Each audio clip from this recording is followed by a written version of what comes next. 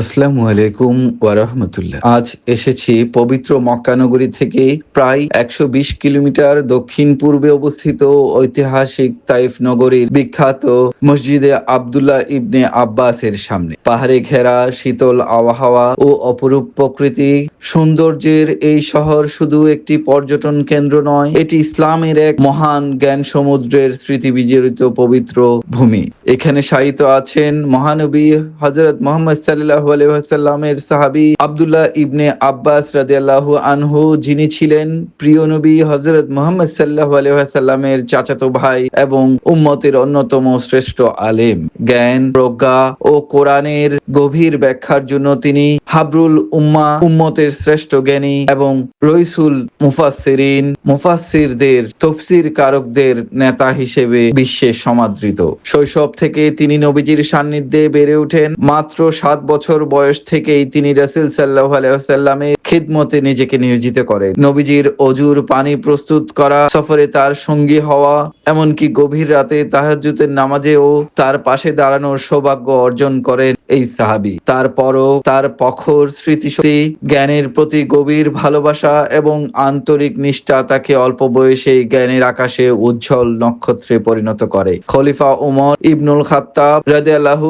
তার সম্পর্কে বলেছিলেন, তিনি বয়সে তরুণ কিন্তু জ্ঞানে প্রবীণ। তিনি ছিলেন সর্বাধিক হাদিস বর্ণনাকারী ৬ জন সাহাবীর অন্যতম। প্রায় ১৬৬০টি হাদিস তার মাধ্যমে উম্মতের কাছে পৌঁছেছে। কোরআনের তাফসীর, ফিকহ, ইসলামী জ্ঞানের প্রতিটি শাখায় তার অনবদ্য ঔজ্জ্বল্য আজও দৃপ্তিমান। তিনি শুধু জ্ঞানের আলোতেই আলোকিত ছিলেন না, বরং তাকওয়া, ইবাদত ও আল্লাহ ভীতির এক জীবন্ত প্রতিচ্ছবি ছিলেন। দিনের বেলায় রোজা রাখতেন, রাতে কাটাতেন ইবাদত, আর আল্লাহর ভয়ে তার চোখ দিয়ে অঝরে অশ্রু ঝরত। তার স্মৃতিচিহ্ন তার গালে স্থায়ী রেখা তৈরি করেছিল। খলিফা আলী ইবনে আবি তাবিব রাদিয়াল্লাহু এর শাসন আমলে তিনি বসরা নগরের গভর্নর হিসেবে দায়িত্ব পালন করেন এবং ইসলামের গুরুত্বপূর্ণ সময়ে জ্ঞান ও নেতৃত্ব দিয়ে উম্মতকে পথ দেখান। ৬৮ হিজরিতে এই তায়েফ নগরীতে তিনি ইন্তেকাল করেন। আপনারা দেখতে পাচ্ছেন তার স্মৃতি বিজড়িত এই মসজিদ। এই মসজিদের পাশেই আপনারা দেখতে পাচ্ছেন এই প্রাচীরে ঘেরা জায়গাতেই তার মাজার, যেখানে তিনি শায়িত আছেন।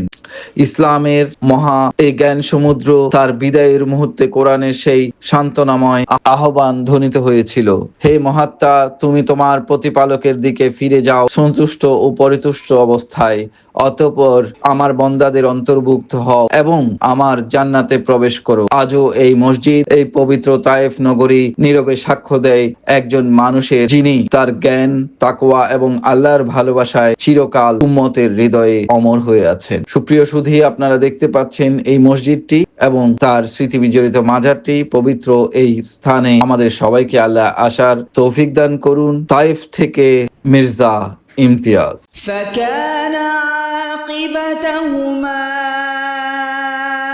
أنهما في النار خالدين فيها وذلك جزاء